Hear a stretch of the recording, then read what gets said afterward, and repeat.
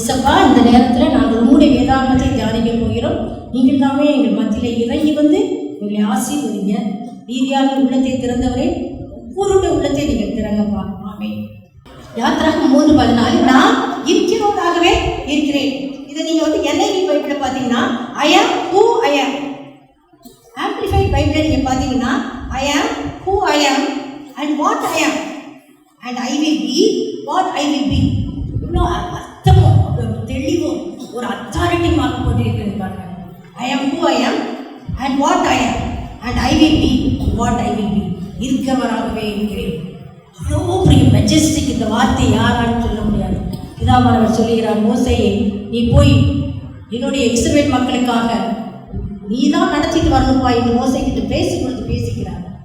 உபாகமம் 29:5, கர்த்தராகிய நான் உங்கள் தேவன் என்று நீங்கள் அறிந்து கொள்ளும்படி நான் 40 வருஷம் உங்களை வனாந்தரத்திலே நடத்தினேன். உங்கள் மேலிருந்த வஸ்திரம் பழையதாய் போகவில்லை, உங்கள் காலில் இருந்த பாதரட்சை பழையதாய் போகவில்லை. இவ்வாறாக 40 வருஷம் எகிப்திலிருந்து இஸ்ரவேலுக்குள் கானான் தேசத்துக்குள்ள அவங்க போறாங்க. நீங்க ஆக்சுவலா இஸ்ரவேல் தேசத்துல போய் பார்த்தீங்கன்னா இந்த ஈஜிப்து, இந்த இஸ்ரவேலை ரொம்ப கொஞ்சம் தூரத்தை எப்படி இவங்க 40 வருஷம் சுத்திக்கிட்டே இருந்தாங்க அப்படின்னு சொல்லும்போது ரொம்ப ஆச்சரியமா இருக்குது. இவ்வளோன்னு இது அந்த காலத்துல சரி நடந்தாங்கன்னா ஒரு 4 days கூட நடந்திருக்கலாம். இந்த காலம் ஒரு சின்ன மணித்துளிகளே போய் சேர்ந்தது. Egypt Israel, Israel to Egypt, அவ்வளோ குயிக்க. இப்போ ஏன் இப்படி நடந்து போகிறாங்க? அவங்க முறுமுறுத்ததுனால, கீழ்ப்படியாமல் ஆர்டர் ஒவ்வொரு இடத்துலையும் ஒவ்வொரு கஷ்டம் அவர்களை தாண்டி கூட்டி கொண்டு கடைசியில் கானான் தேசத்துக்கு போனது யார்? எத்தனை பேர்? நமக்கு அது தெரியும் அல்லவா? இவர்கள் நடத்தி கொண்டு போன மோசே அவர்களுடைய இப்படி 6 லட்சம் பேரை இந்த இடத்திலே நடத்தி கூட்டிக் கொண்டு போனார் என்று அந்த இடத்தை பார்க்கும் பொழுது மிகவும் ஆச்சரியமாக இருந்தது. அதை ஒரு 2-3 எக்ஸாம்பிளை பார்க்கலாம். யாத்திராகமம் 17:6, பின்பு இஸ்ரவேல் புத்திரராகிய சபையார் எல்லாரும் கர்த்தருடைய கட்டளையின்படியே சீர் வனாந்தரத்திலிருந்து புறப்பட்டு பிரயாணம் பண்ணி ரெவித்திலே வந்து பாளையமடைகிறார்கள். அங்கே ஜனங்களுக்கு குடிக்க தண்ணீர் இல்லாதிருந்தது. அப்பொழுது ஜனங்கள் மோசையோட வாதாடி, நாங்கள் குடிக்கிறதுக்கு எங்களுக்கு தண்ணீர் தர வேண்டும். அப்பொழுது கர்த்தர் மோசையை நோக்கி கேட்கிறார், நீ இஸ்ரவேல் மூப்பர் தண்ணி வேணுமே. அப்பொழுது ஆண்டவர் சொல்கிறார், இஸ்ரவேலை கூட்டிக் கொண்டு போய் அந்த ஓரே பர்வத்தில் போய் நில்லு. அந்த பர்வதத்தை உன்னுடைய கோல், மோசையினுடைய கோல். இதில் மிகவும் பித்தமானது 2 வித்தியாசமான கோல்கள். ஒன்று மோசையின் கோல். தண்ணி இல்லை. இப்போ தண்ணி நாக்கெல்லாம் வறண்டுது. நமக்கு சோகம் இல்லாமல் இருக்கும் பொழுதே தண்ணி தான் வேண்டியது இருக்குது. அப்போ அவங்க டெய்லி சுற்றி அலையும் பொழுது, சாப்பிடும் பொழுது தண்ணியே நடி செத்துருவாங்க. அப்போ தண்ணியே இல்லைன்னு வேணும், தண்ணி வேணும் கத்துறாங்க. அப்போ ஆண்டவர் சொல்லுகிறார், மோசே உன் கோலை எடுத்துக்கோ. அதில் கிளியராக சொல்லுவார், நீ எந்த போர்? நீ நதியை அடித்த போர். நைல் நதி அடிச்சில்ல, நெத்தமா மாறிச்சில்ல, அந்த போரை எடுத்துக்கொண்டு போ. அந்த போர் என்ன போர்? ஜட்ஜ்மெண்ட் போர். ஜட்ஜ்மெண்ட் ஆண்டவர் வச்சிருந்த ஜட்ஜ்மெண்ட் போர். அதை எடுத்துட்டு போய் கண்ணிலே போய் 2 தடவை அடி, தண்ணி வரும். இப்போ எல்லாரையும் வர சொல்லிட்டாரு அந்த இடத்துல, வாங்க அப்படின்னு சொல்லிட்டு. அதுக்கு முன்னாடி நான் போய் நிற்பேன்ட்டார் ஆண்டவர். போய் அடிச்சாச்சு, தண்ணி அவ்வளோ தண்ணி வந்தாச்சு. ஆடு மாடுகள் குட்டகங்கள் எல்லாம் குடிச்சாச்சு.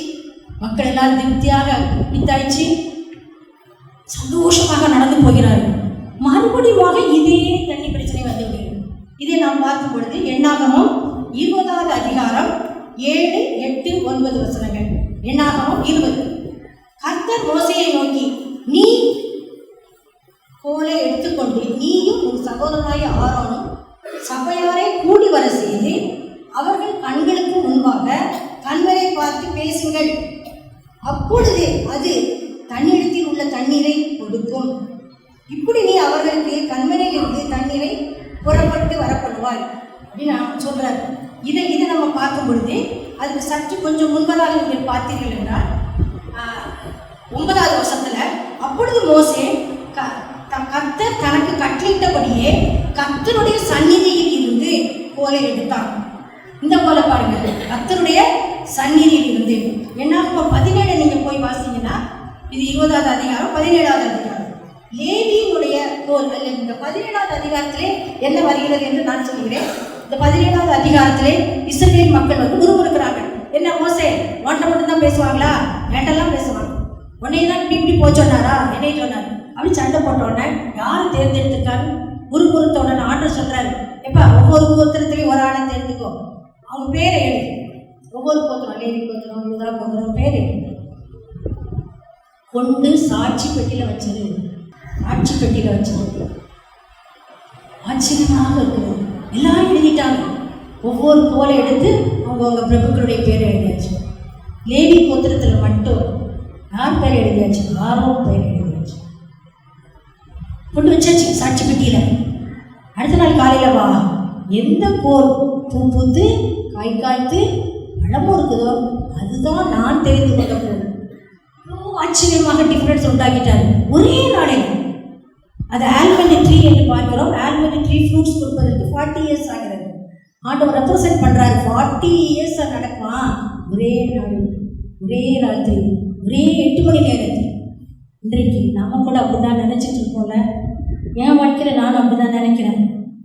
எவ்வளோ சின்ன ஆசீர்வாதம் எல்லாருக்கும் ஈஸியாக கிடச்சிச்சு. நான் மட்டும் சுற்றிட்டு இருக்கிறேன். இங்கே சுற்றணும், அங்கே சுற்றணும், அங்கே வளைஞ்சி போகணும், இங்கே வளைஞ்சி போகணும். எவ்வளோ கஷ்டங்கள் நமக்கு வருகிறது. நாமும் கண்ணீர் வடிக்கிறோம் அல்லவா? அது சுகமாக இருக்கலாம், திருமண வாழ்க்கையாக இருக்கலாம், பிஸ்னஸாக இருக்கலாம். எத்தனையோ கஷ்டங்கள், எத்தனையோ பாடுகள் நம்ம இந்த உலக வாழ்க்கையிலே நடந்து போகிறோம். இங்கே பாருங்கள், ஒரே நாள் ராத்திரியிலே இவ்வளோ பெரிய அற்புதத்தை செய்து இந்த கோல் தான்ப்பா ஆர்டர் சொல்றாரு. அந்த கோலை எடுத்துட்டு போ. சாட்சி பெட்டியில் உள்ள கோலை, ஆரோக்கியின் கோல், கிருபையின் கோல், இதை எடுத்துட்டு போ. போய் என்ன செய்ய? கண்மலை பார்த்து பேசு. இவன் என்ன பண்ணிட்டான்? கண்மலை போய் எல்லாரும் கச்சரிச்சான்னு சொன்ன கோவம் வந்துச்சு. 2 அடி போட்டோம். மோசே என்ன செஞ்சுட்ட? கானான் தேசத்தை பார்க்கல முடியாதே, என்னை நீ பரிசுத்தம் பண்ணலையே. இதில் ஆண்டவர் என்ன அதை குறிப்பிடுகிறார் என்றால், பழைய ஏற்பாடு வந்து புதிய ஏற்பாடுடைய நிழல். முதலாவது இயேசுநாதர் இந்த உலகத்தில் பிறந்து ஒரே ஒரு தடவை தான் அடிக்கப்பட முடியும். கண்மலையாகி அவரை சிலுவையில் அடிப்பார்.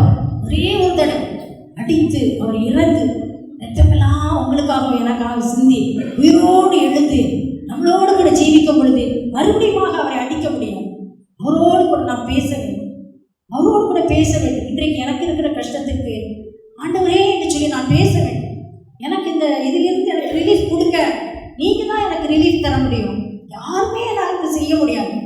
உலகத்திலே யாராலும் இந்த கஷ்டத்திலிருந்து எனக்கு விடுதலை கொடுக்க முடியாது என்று சொல்லி அவரோடு கூட கதறி பேசுவதற்காக தான் அதை ரெப்ரசன்டாக வைத்திருக்கிறார். நிறைய அற்புதங்களை உங்களுக்கும் ஆண்டவர் செய்திருப்பார். எனக்கு செய்ததில் ஒரு அற்புதத்தை நான் போராட சொல்வது உண்டு. என்னுடைய கணவருக்கு திடீரென்று சாப்பிட்டதெல்லாம் ரத்தம் சலமாக வந்தது. அப்போது அந்த ரத்தம் சலமாக வந்து கொஞ்ச நாள் ஆகிட்டே இருந்தது. 10 ஆஸ்பத்திரி போய் 12வது ஆஸ்பத்திரியில் அட்மிட் பண்ணியாச்சு. அட்மிட் பண்ணி அது பெரிய ஆஸ்பத்திரி. அதில் குடல் வந்து 3D ஸ்கேன் பார்த்து ஃபாரின்ல இருந்து குடல் வாங்கி ஒட்ட வேண்டும். அப்படி என்னட்டு தான் படம் வரைஞ்சி காட்டுவாங்க.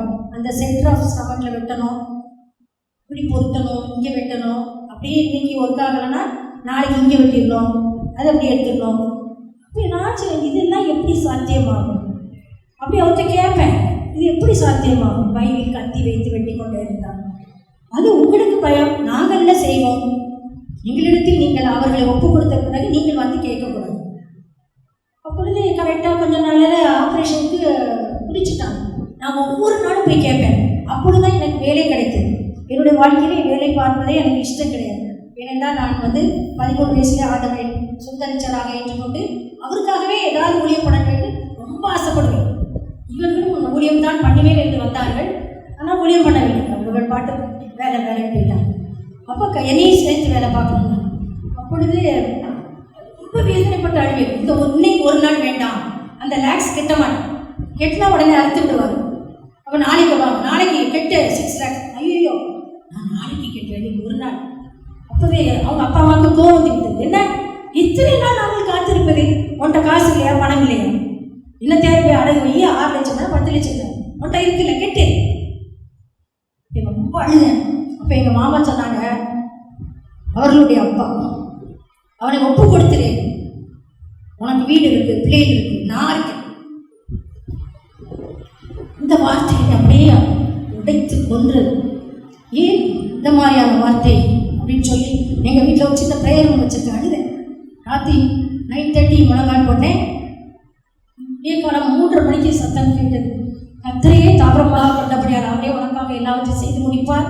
ஒரு உச்சிதமான கொதிவினாலும் கண்விளைந்த ஒரு தேனினாலும் நான் உன்னை போஷிப்பேன். இந்த சத்தம் மாறி மாறி 3 தடவை கேட்டது. அப்படி நான் முடித்து மணியை பார்த்தேன். 3:35. அப்போ ஆண்டவர் எல்லாத்தையும் சரியாக்கிட்டாரு. இவ்வளோ ஒரு அற்புதம். நானும் அவன் பிள்ளை தானே அப்பா அப்படின்னு சொல்லிட்டு எங்கள் அக்காவுக்கு ஃபோன் பண்ணி எல்லாம் சுகமாயிட்டு, அவன் பின் வீடு தான், வா போய் அவள் 5 மணி நேரம் வரமாட்டேன், அதெல்லாம் ஒன்றும் கிடையாது. ஏனென்றால் அவர்களை மாறி அட்மிட் பண்ண 2 பேர் இறந்து விட்டார். நீ ஆப்ரேஷன் வர வேண்டாம் ஒரு நாள்னு சொல்லிட்டு இருக்கிற. நாங்கள்லாம் வரல, அவங்க வரவும் இல்லை, ஒரு இதுவும் ஹெல்ப் பண்ணலை. நான் போனேன் வேகமாக இடிச்ச உடனே. ஆனால் எல்லா டியூபும் அப்படியே தான் ஏறிட்டு. ஆனால் என்னை பார்த்தோன்னு அழுவாங்க. அப்போ அவங்க சொன்னேன், உங்களுக்கு ஆப்ரேஷனே கிடையாது, உங்களுக்கு ஆப்ரேஷனே கிடையாது. அப்போ நான் தான் பதட்டுற மாதிரி இருக்கும். அப்போது ஸ்கூலில் போய் 2 கையெழுத்து போடணும். அப்போ தான் வேலை கிடைச்சேன். நான் போகும்போது ஒரு ஃபோன் கால் வருது, இன்னைக்கு பொறுக்க முடியாது, நாங்கள் உங்கள் ஹஸ்பண்டை தேட்டருக்கு எடுத்துகிட்டு போயிட்டோம் அப்படின்னு சொல்லி. ஐயோ நேரத்து வரைக்கும் பொறுத்தாங்க, இன்னைக்கு பொறுமை இல்லாமல் போயிட்டேன் அப்படின்னு யோசிச்சுட்டே இருந்தேன். திரும்பி வரும்போது அடுத்து ஒரு ஃபோன் கால், போயிட்டு வரதுக்குள்ள ஒரு 5 மணி நேரம் ஓடிடும். அது இங்கேருந்து சாயபுரம் போனோம். அப்போ ஃபஸ்ட்டு எனக்கு அங்கே வேலை கிடைத்திருந்தாங்க. திரும்ப ஒரு ஃபோன் கால் வந்தது. அதில் டாக்டரே பேசினார், மேடம் இன்னைக்கு உங்கள் ஹஸ்பண்டுக்கு கடைசி 3D ஸ்கேன் எடுத்தோம், ஒரு ஓட்டை இல்லை. கலையிலையா 1000 ஓட்டை இல்லை. நாங்கள் மாறி மாறி 3 தடவை, 1 மணி நேரத்துக்கு ஒருக்கா 4 மணி நேரத்துக்கு ஒருக்கா எடுத்துகிட்டு இருக்கோம், ஓட்டையே இல்லை. நீங்கள் வந்து ஒரு இட்லி, ஒரு காஃபி, ஒரு இலைக்கு கொடுங்க. அப்போ நான் உடனே ஃபோன் போட்டு எங்கள் கீழ் வீட்டில் உள்ளவங்கள கொடுக்க சொன்னேன். நான் வரதுக்குள்ளே நேரம் ஆயிடும், நீங்கள் போய் கொடுங்க. அவங்க போய் கொடுத்துட்டாங்க. அன்னைக்கு செய்ய தெரியுதான். இன்று வரைக்கும் அவ்வளோ ஹெல்த்தியாக இருப்பாங்க. எனக்கு கூட இதெல்லாம் தூக்க முடியாது, அவங்க தான் வந்து எல்லாத்தையும் கட்டி வச்சுட்டு போவாங்க. அவ்வளோ ஹெல்த்தியாக ஆண்டவர் கொடுத்தாங்க. ஹல்லேலூயா. நமக்கு இது மாதிரி எத்தனையோ கஷ்டங்கள் வருகிறது, ஏன் என்று கேட்கிறோம். அதற்காக தான் ஆண்டவர் ரெப்ரசன்டேஷனாக என்னிடம் பேசுங்கள், இதை பேசுங்கள் என்று சொன்னவர் அதை எப்படியாக நடைமுறைப்படுத்தி காட்டினார். அதற்கு எக்ஸாம்பிளாக நம்ம வேதாகமத்தில் ரூத் எடுத்துக்கொள்ளலாம். ரூத் எழுதின புத்தகத்தின் 1வது அதிகாரம், அதில் நான் சொல்லுகிறேன். எலிமெலேக்கு, நகோமி, இவங்களுக்கு 2 பிள்ளைகள், மக்லோன், கிலியோ. இவங்க என்ன பண்ணிட்டாங்க, யூதேயா தேசத்துலேருந்து எங்கே போயாச்சு, மோவியா தேசம் போயிட்டாங்க. இங்கே பஞ்சம் வந்துட்டு அங்கே ஓடி போயிட்டாங்க. அங்கே போய் கல்யாணம் பண்ணி 10 வருஷம் இருந்து இப்போ வந்து யாருக்கா இறந்துட்டா, 3 ஜென்ட்டும் இறந்தாச்சு. அப்புறம் 2 மருமக நகோமி, நான் திரும்ப யூதேயா தேசத்துக்கு போகிறேன், திரும்ப நான் பெத்லகேமுக்கு போகிறேன். அப்போ நமக்கு தெரியும், ஓர்பாட் போயிட்டா ரூத் மட்டும் என்ன பண்ணுறா, வரா. எவ்வளோ கஷ்டமாக இருக்கும்ல, வேதனையோடு வரா. வந்தோடனே அவன் சொல்கிறா, இனி நகோமின்னு சொல்லாதீங்க, இனி மாறா. நம்ம வாழ்க்கையில் கஷ்டங்கள் வரும்போது உறவினர் வீட்டில் நம்ம அப்படி தான் இருக்கோம். இப்பொழுது உங்களை பார்க்கவே எனக்கு கஷ்டமாக இருக்கும். நான் நல்லதாக இருக்கும். இத்தனை நாட்கள் கண்ணீர் வடிக்கணும். நகோமியும் கண்ணீர் வடித்தாங்க. என்னைய மாறாக கொடுங்க, அவ்வளோ கஷ்டம் சொல்லி அவங்களுடைய வீட்டிலே வந்தப்ப கொடுத்துட்டு சொல்கிறார், நீ போய் ஏதாவது வயலில் பொறுக்கிட்டு வாமான்னு. தற்செயலாய் அவளுக்கு கிடைத்த நிலம் போவாசினுடையது. தற்செயலாய் அதை வாசிக்கும் பொழுது மிகவும் ஆச்சரியமாக இருந்தது. 2வது அதிகாரத்திலே தற்செயலாய், ரூத் 2ஆம் அதிகாரம் 3வது வசனம், தற்செயலாய் அவளுக்கு நேரிட்ட வயல் எலிமெலேக்கின் வம்சத்தானாகிய போவாசினுடையது.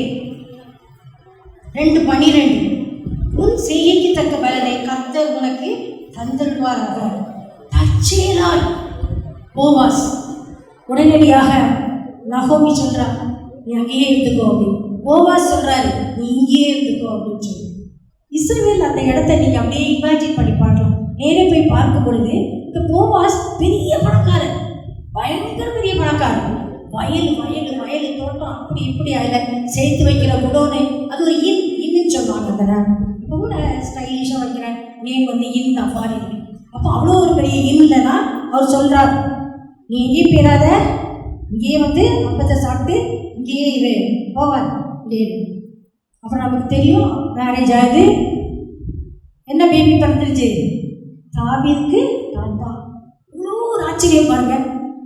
போவாஸ் கிடைத்த பையனுடைய பேர் ஓபேத், ஓபேத்தினுடைய பையன் ஈசாய், ஈசாயினுடைய பையன் தாவீது, டேவிட்.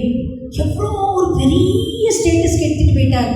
தாவீதினுடைய சந்ததி இருந்தால் நம்ம ஆண்டவர் வரார், அவ்வளோ அதை முன்குறிச்சிருக்காரு. அப்போ அவருக்கு முதல்ல தெரியல, அவ்வளோ கஷ்டம், கண்ணீர் வடிக்கிறாங்க. தாவீதை பெற்றெடுத்தாச்சு. அடுத்த சைட் பார்க்கும் பொழுது அதுவும் ரொம்ப ஆச்சரியம். மீகா 5:2, எப்பிராத்தா எனப்பட்ட பெத்லெகேமே, நீ யூதேயாவில் உள்ள ஆயிரங்களுக்குள்ளே சிறியதா இருந்தாலும் இஸ்ரவேலை ஆளப்போகிறவர் உன்னிடத்திலிருந்து புறப்படுவார். 100,000 ஆண்டுகளுக்கு முன்பதாக உள்ள தீர்க்கதரிசனம். எப்பிராத்தா எனப்பட்ட பெத்லெகேமே, நீ யூதேயாவில் உள்ள ஆயிரங்களுக்குள்ளே, இதே இடத்துல எப்பிராத்தா, பெத்லெகேம், யூதேயா. யார் இருந்தா? ரூத் இருந்து தாவீது பெற்ற அதே இடத்துல தீர்க்க தரிசனமாக சொல்லப்பட்டிருக்கிறது. இது யார்? ஆண்டவராகிய இயேசு கிறிஸ்து. வாசிப்போமா? லூக்கா 2வது அதிகாரம் 1வது வசனத்தில் இருந்து. உலகமெங்கும் அந்நாட்களிலே குடிமதிப்பு எழுதப்பட வேண்டும் என்று அகஸ்துராயனால் கட்டளை பிறந்தது. சீரியா நாட்டில் உள்ள சிரேனி என்பவன் தேசாதிபதியாக இருந்த பொழுது இந்த முதலாம் குடிமதிப்பு உண்டாயிற்று. அந்தபடி குடிமதிப்பு எழுதும்படிக்கு எல்லாரும் தங்கள் ஊருக்கு போனார்கள்.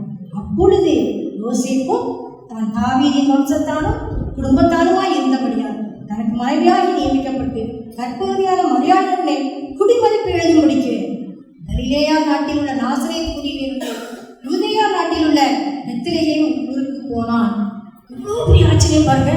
எங்கேயோ இருக்கிறாரு, சடனா ஒரு ரூல் போடுறாங்க, எல்லாரும் குடிமதிப்பு எழுதுங்க போங்க. இவர் எந்த தாவீதுடைய வம்சம், ஆனால் அதே இடத்துக்கு வருகிறார். யூதேயா நாட்டில் உள்ள பெத்லெகேம், அங்கதான் அவருக்கு பிரசவம் நடக்கிறது. வேத வல்லுநர்கள் அந்த இடத்தை அப்படியே குறிக்கிறார்கள். அவள் வந்து சத்திரத்தில் இடமில்லை என்று சொல்லி முன்னணையில் தன் குழந்தையை கடத்தின இடம் போவாசின் இடம். இவ்வளோ ஆச்சரியமாக இருக்கிறது அல்லவா? ரூத் எங்கே வந்து தன்னுடைய குழந்தை பெற்றாளோ அதே இடத்தில் சர்வ வல்லவர் வந்து பிறக்கிறார். உலகத்தை ஆளுகிறவர் வந்து பிறக்கிறார். நம்மளையும் ஆண்டவர் அப்படியே தான் பலப்படுத்துகிறார். நம்மளிடத்தில் அப்படியே தான் பிறந்து நம்மளுடைய கஷ்டங்களை நீக்கி நம்மளுடைய எல்லா துன்பங்களையும் மாற்றுவதற்காக நம்மளோடு கூட நடந்து வருகிறார், நம்மளோடு கூட பேசி வருகிறார். இதுதான் வழி, இதுதான் பாதை, இதிலே நடந்துக்கோ. நமக்கு வர பக்கத்தில் இருந்த ஆலோசனை சொல்கிறார். கவலைப்படாத, கிருபா இதுவும் கடந்து போகும், நான் உன் கூட இருக்கிறேன். நம்மளோடு கூட வருகிறார், நம்மளோடு கூட வருகிறார். சர்வ வல்லவர், கிறிஸ்துவுக்கு முன் கிறிஸ்துவுக்கு பின் என்று சரித்திரத்தை 2ஆக பிரித்தவர். நம்மளுடைய வாழ்க்கையை இன்று கேட்டுக்கொண்டிருக்கின்ற உங்களுடைய வாழ்க்கையை கிறிஸ்து என்னுடைய வாழ்க்கையில் வருவதற்கு முன்பு, கிறிஸ்து என்னுடைய வாழ்க்கையில் வந்த பிறகு சரித்திர நாயகர், வரலாறு படைத்தவர், அற்புதத்தின் தேவன், அதிசயத்தின் தேவன் உங்களோடு கூட இருக்கிறார். தனித்தாக்குமே என்று சொன்னவுடன் சிறுவன் எழுந்திருந்தான். Lazarus come fourth. லாசர் மேலே வந்து நின்றார். இஸ்ரவேலிலே 21 படி ஒவ்வொரு குகையிலும், அந்த குகையிலே சேரையை வைத்து கட்டியிருக்கவன் நேரே வந்து நிற்கிறான். வார்த்தையில் அவ்வளோ வல்லமை. இறையாதே, அமைதலாயிரு. காற்றும் கடலும் கீழ்ப்படைந்து நம்மளுடைய குடும்பத்திலும் இறைகிறார். அமைதல் இல்லையா? நம்மளோடு கூட இருக்கிறார் ஆண்டவர். ரூத்தை அப்பேற்பட்ட ஆசீர்வாதங்களால் நிரம்பி அதே இடத்துக்கு மரியாள் தன்னுடைய வயிற்றிலே ஆண்டவராக இயேசுவை வைத்துக் கொண்டு அதே இடத்துக்கு வந்தபடி அந்த போவாசி நிலத்திலே தன்னுடைய முப்பாட்டனாருடைய அதே இடத்திலே பிறக்கின்றார். இவ்வளோ பெரிய ஆச்சரியம். இன்றைக்கு உங்களுக்கு உங்களுடைய உள்ளத்திலே ஆண்டவர் பிறந்திருக்கிறார், நமக்கு உதவி செய்வதற்காக. அதை மட்டும் வாசிக்கலாமா? கலாத்தியர் 3:13. மரத்திலே தூக்கப்பட்ட எவனும் சபிக்கப்பட்டவன் என்று எழுதிக்கிறபடி கிறிஸ்து நமக்காக சாபமாகி நியாயபரமான சாபத்தை எல்லாம் நம்மை விட்டு நீங்களாக்கி மீட்டுக் கொண்டார். நமக்கு கஷ்டம் வரும்போது ஏதோ சாபம், எங்களுடைய தாத்தா செஞ்சிருக்கலாம், அப்பா செஞ்சிருக்கலாம், இல்லாட்டி நான் நல்லா தான் இருந்தேன். சாபம், சாபம் எல்லாவற்றையும் யார் ஏற்றுக்கொண்டார்? ஆண்டவராகிய இயேசு கிறிஸ்து நமக்காக என்னுடைய சாபத்தை நீங்களாக்கி மீட்டுக் கொண்டார். அதை மீட்டுக் கொண்டதற்காக அவர் செய்தது பிரதான ஆசாரியன் இடத்தை அவர் எடுத்துக்கொண்டார். எபிரேயர் 9:11-12. கிறிஸ்து வரப்போகிற நன்மைகளுக்குரிய பிரதான ஆசாரியராய் வெளிப்பட்டு கையினால் செய்யப்பட்டதாகிய இந்த சிருஷ்டி சம்பந்தமான கூடாரத்தின் வழியாக அல்ல, பெரிதும் உத்தமமான கூடாரத்தின் வழியாகவும் வெள்ளாட்டுக்கடா இளங்காலை இவைகளின் இரத்தத்தினாலே அல்ல, தன்னுடைய சொந்த இரத்தத்தினால் ஒரே தரம் மகா பரிசுத்த ஸ்தலத்தில் பிரவேசித்து நித்திய மீட்பை உண்டு பண்ணினார். நித்திய மீட்பை உண்டு பண்ணினார். இந்த பிரதான ஆசாரியர் எங்கிருந்து வருது? பழைய ஏற்பாட்டிலிருந்து வருது. பழைய ஏற்பாட்டில் உள்ள பிரதான ஆசாரியர் யாரு? பழைய ஏற்பாட்டில் இந்த மோசையெல்லாம் போறாங்கல்ல, இஸ்ரவேல் மக்களை கூட்டிட்டு ஆரோன் யாத்திராகம் 28வது அதிகாரத்தில் 2 வசனத்தை வாசிக்கலாம். யாத்திராகம் 28:2-5-9. ஆரோன் பிரதான ஆசாரியன் வஸ்திரம் மகிமையும் அலங்காரமாக இருக்க வேண்டும். பொன்னினாலும் இளநீல நூலாலும் இரத்தாம்பர நூலாலும் ஏபோத் எல்லாத்தையும் அவ்வளோ காஸ்ட்லியா. அதில் வந்து பார்த்தீங்கன்னா மரகத கல், புஷ்பரக கல், கோபேதேக கல், ஆரோனுடைய ட்ரெஸ்ஸில் அவ்வளோ கல் பதிச்சு வச்சிருக்காங்க. அதுதான் போட்டுட்டு தான் ஒரு வருஷத்துக்கு ஒருக்கா பிரதான அந்த பரிசுத்த ஸ்தலத்துக்குள்ள போய் அந்த காலை இளங்காலை வைத்து பலி செலுத்துக்கிறார். அந்த அவருடைய ட்ரெஸ்ஸு நீங்கள் வீட்டில் போய் வாசித்து பாருங்க. அந்த யாத்திராகம் 28 அதுவே மில்லியன் குரோர் கணக்காக வேல்யூ. ஒவ்வொரு கல்லும் பெரிய கல் அவருடைய ஷோல்டரில். அது வந்து பதிக்கிறது தங்க குவளை. அவருடைய ட்ரெஸ்ஸு தங்க நூல், இளநீல நூல், ரத்தாம்பர நூல். அப்புறம் ஏகத்தில் 12 கற்கள். ஒவ்வொரு கற்களுமே தங்கத்தினால் செய்த குவளையிலே வைத்து நெய்யப்படுகிறது. அவ்வளோ காஸ்ட்லியாக. அவர் தலையிலே தங்கத்தினால் செய்த பட்டயம், ஆறாம் தலையிலே கர்த்தருக்கு பரிசுத்தம். இவ்வளோ கிராண்டான படை. அவர் பார்க்கும்போது ரொம்ப கிராண்டாக வச்சிருக்காரு. தன்னுடைய வேலைக்காரர், தன்னுடைய பிரதான ஆசாரியர். இன்னைக்கு நம்மளையும் அவர் அதே மாதிரி தான் வைத்திருக்கிறார். உங்களையும் என்னையும் ஆசாரியராக வேதியராக தெரிந்து கொண்டார். அவர் தன்னுடைய அந்த பதவியை நமக்கு கொடுப்பதற்காக அவர் எடுத்துக்கொண்ட ட்ரெஸ் சிவப்பான மேலே தலையிலே முடி அடித்தார். எனக்காக அவர் அடியை வாங்கி கொண்டார். எனக்காக எல்லா துன்பத்தையும் வாங்கி கொண்டார். இதை மாற்றுவதற்காக, எனக்கு உதவி செய்வதற்காக, என்னையும் உங்களையும் ஒரு பிரதான ஆசாரியராக இந்த உலகத்திலே அனுப்புவதற்காக.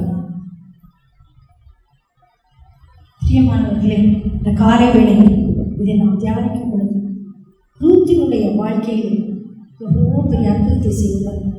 என்னுடைய வாழ்க்கையில் அதே அற்புதத்தை செய்ய வந்தவராக இருக்காங்க. நமக்கு தெரியல, இப்பொழுது தெரியல, ஆனால் சில நாட்களிலே நமக்கு புரியும்படியாக செய்வார்.